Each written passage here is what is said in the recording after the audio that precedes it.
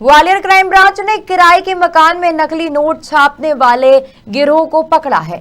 मौके से 2 आरोपियों को हिरासत में लेते हुए उनसे 500 के 12 नोट और 100 रुपए के 11 नकली नोट के साथ ही नकली नोट छापने में उपयोग किए जाने वाले कंप्यूटर, डेस्कटॉप, स्कैनर, प्रिंटर और बॉन्ड पेपर जब्त किए हैं।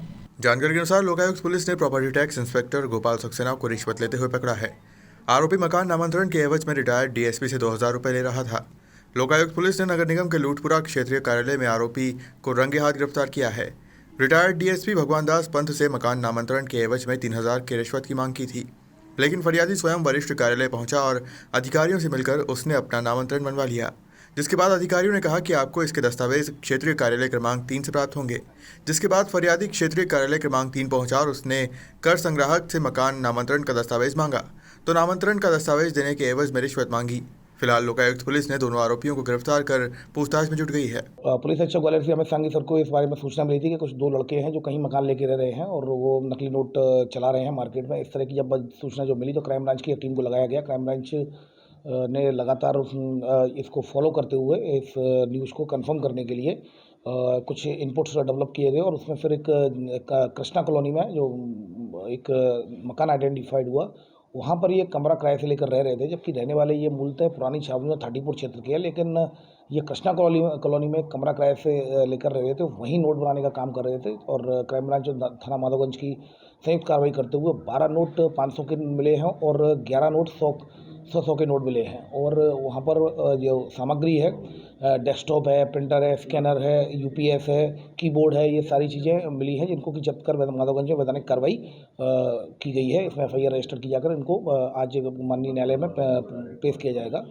इसमें जो इनसे पूछताछ की गई तो इनकी तरफ पूछताछ में ये बताया गया था कि ये जो नोट हैं ये 100 रुपये के नोट ये सिगरेट, बीड़ी और गुटखा इसमें इस्तेमाल करते थे, जिससे कि 50 रुपये का कोई सामान लेना हो या 60 रुपये 70 रुपये इस तरह से उसका इस्तेमाल करते थे। बाकी 500 रुपये का जो इस्तेमाल करते थे वो शराब की बोतल खरीदने में करते थे।